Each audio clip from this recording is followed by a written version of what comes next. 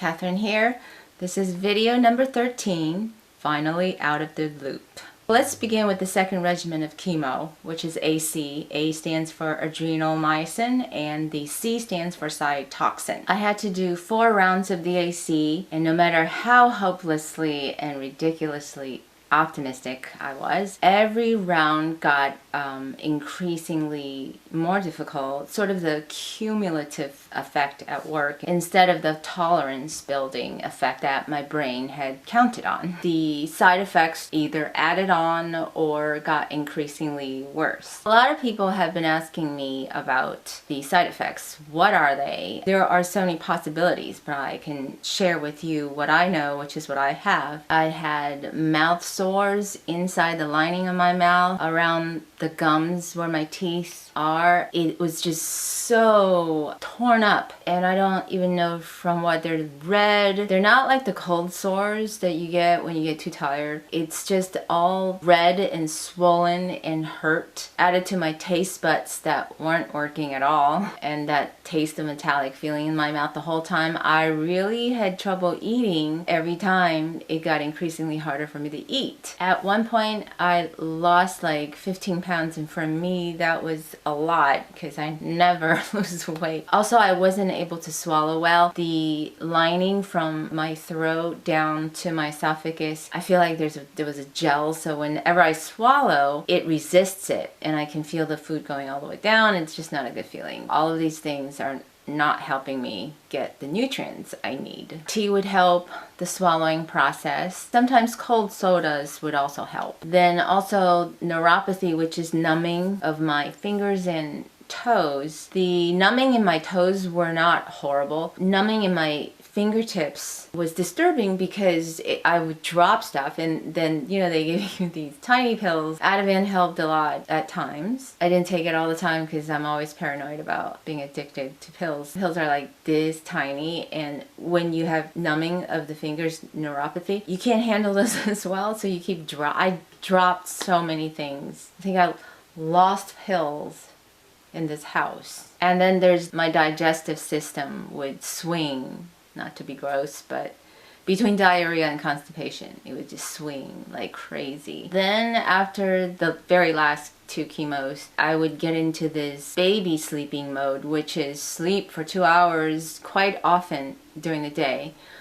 Part of that was I had insomnia. I couldn't sleep at night. I never have insomnia. On those few windows that I was able to drive myself into town, that would be like 20 to 35 minutes of drive. The minute I go home, I would have to run to the bed, and the minute I hit the bed, I would be in the nap land, and I would stay there for 2 hours. I call these sudden attacks of sleep. I think the most annoying one was the chemo brain. There's a disconnect between what the brain is thinking and what's coming out of my mouth. It just feels like I'm missing parts of my brain, which I actually am, because those brain cells are temporarily dead, killed by the chemo every time. All of these cumulative effects kept getting worse and worse. Even after the last chemo, it still kept adding on. One of the toughest side effects was hives. I got hives from the ethanol, which is alcohol, as the solvent in my first chemo regimen with Taxotere. But what that did was desensitize my entire immunity and skin, so that I just never got rid of it. Even though I wasn't allergic to my second chemo regimen, the body and the immunity was sensitized, so any little thing would trigger it. I can see a little bit of a pattern, like that wig, my favorite wig that I love so much. Seems like every time I would touch that wig, I would get hives again, and in the same food. All my favorite foods, right? Salmon, shrimp, not just shrimp, but all the shellfish, and strawberries, my favorite fruit. So they weren't going away. My oncologist is referring me to an allergist, which I couldn't make an appointment with until September. And it seems like the hives are triggered by more and more things. For example, detergent at some point kicked in. I had to go to a different wash on allergen on our washer, and that seems to have solved the problem. But then there's clothing that has not been laundered that way that are mine. Occasionally I would find them, and then hives come back. First, for the seafood, it was just the shellfish and salmon. I guess these foods are high on histamine. After the last chemo, or 3 weeks after I was supposed to be able to have sashimi again. I love raw fish. So even after that, I still couldn't eat it without getting hives. It continues to confuse me, but I know it's my immunity. Just time. I know it sounds silly that food is so important in my life, but I'm Chinese. In the Chinese culture, if you watch the film Eat, Drink, Man, Woman, it's those 4 words definitely. I can't remember the order. Anyway, so in the Chinese culture, the food is an integral part of our lives. Having my favorite foods would always comfort me. And now I don't have it. Probably part of why I was very, very sad. And I still pray that this will be temporary. For the moment, I am shoved into the paleo diet by default. I'm thankful that I could eat chocolate. Thank you, God. On June 22nd was my last chemo, 2015. Yay! Well, the worst is over. That ended my treatment. I didn't have to do radiation. My radiologist reviewed all my reports and said that there was no sense in putting me through radiation because any advantage was negligible. So I'm basically done and cancer-free. So the Sisyphus cycle is broken. I'm very happy about that. I've never been good with loops. Finally, I'm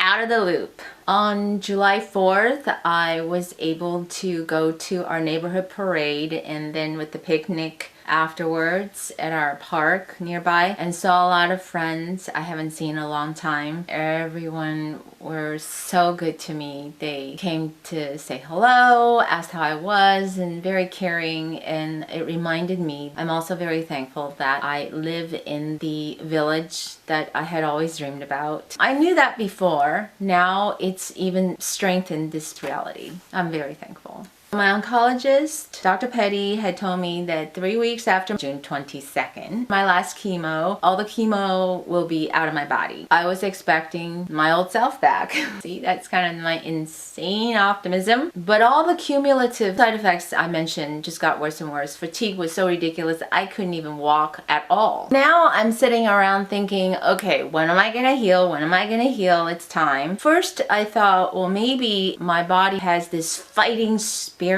As long as I know there's battles to be won, I will always be fighting. As soon as my brain would have a lull for battles, that's when I would get sick. What I thought was, now that chemo is over, now there's a lull. My fighting spirit is gone. That's why I'm not getting well. That was kind of my reasoning, but then I thought, you know what? It's time to get help. I had been searching for the right acupuncture to help me through the chemo side effects. I wasn't able to find a nearby acupuncturist who can show tangible results. As serendipity would have it, it's about that time I was directed to Dr. Catherine Hu, this acupuncturist in Santa Monica. I was directed to her because she was invited by St. John's Hospital to do a clinical study for breast cancer patients with side effects. As it turns out, I did not qualify because I'm triple negative. They were looking for other types. However, I got her information because I thought, well, if St. John's is inviting her to do the cancer studies, I think that she must have a great reputation because they want their clinical study to succeed. She was able to help me right away. From this experience with Dr. Hu, third base, when you're looking for acupuncturists, the space should be presentable. People in the waiting room would be a very good sign. The most important hint the acupuncturist is great is after the first visit, you should be able to feel a tangible improvement, whatever that may be. For me, after the first visit of 20 minutes, I could sleep at night. I don't have insomnia anymore. Also, I was no longer tired. So when I make the drive, I wasn't tired like I was before. My energy is better each time I go. With every visit, those side effects started to peel away. Dr. Hu also said the same thing my oncologist did, which is that the immunity takes a long time to heal. I've since learned from many different sources that immunity is one thing that takes about a year to heal completely. With Dr. Hu's help, it'll be shorter than a year. I'll keep you posted. My final thought,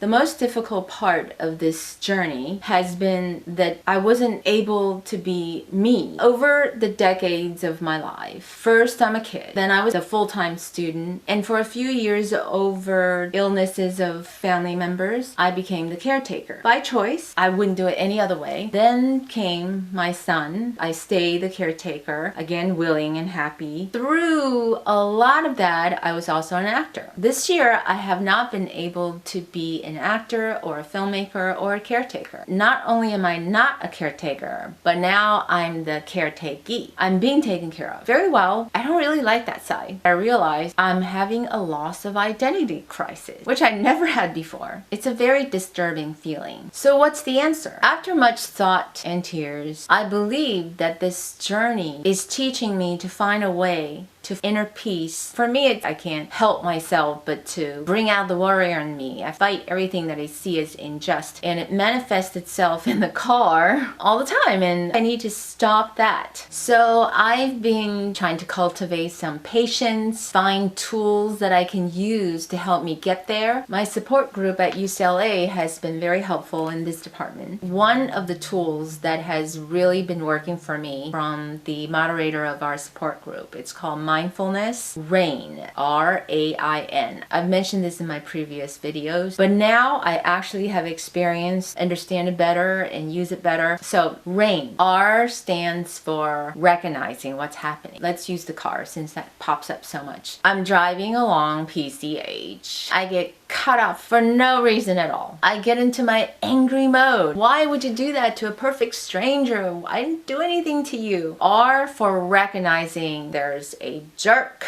that just cut me off. I am angry about it. A is allowing it to happen without judgment. I know I'm angry, I'm mad at this jerk in front of me, and I have to get somewhere. I is investigate with kindness. What is going on within my body? Noticing there's tension building right in the back of my neck, down my shoulders and arms, and I'm grabbing the steering wheel tightly and my entire body tense all the way up. Now I have a headache. Very negative. I didn't know how to do the kindness. I think I was judgmental for rational reasons and analysis, which does not help. You ask yourself, if you were your best friend, I certainly wouldn't be judgmental. I would try to help them. And that's not what I was doing for myself. We're not good to ourselves sometimes. Whoever it is that's being rude, they're not even aware of any of this. So why should you give them the power to destroy your body? Why would you do this to yourself? The last part, N stands for natural awareness. Thinking about that, then the natural awareness came. My body just let go. I was able to release everything almost instantaneously. But I wasn't able to realize it until I was kind to myself. And apparently being kind to myself was not an easy process for me. To cut out the negativity, as I don't want the cancer coming back. I may be wrong, but I'm just trying to learn from every experience. I think that this would help me. So in order to maintain this inner peace with the world around me, that warrior that won the breast cancer battle has to now step aside a bit and leave room for the inner peace to happen. You gotta love it, life's ironies. I also realized that this is a process. I'm usually a super task finisher, and I was never really that great with process. I'm always looking at the results. My husband, the musician, is an expert at process. He can do his tonal exercise for 2 hours straight and know that it's the process that moves you forward. That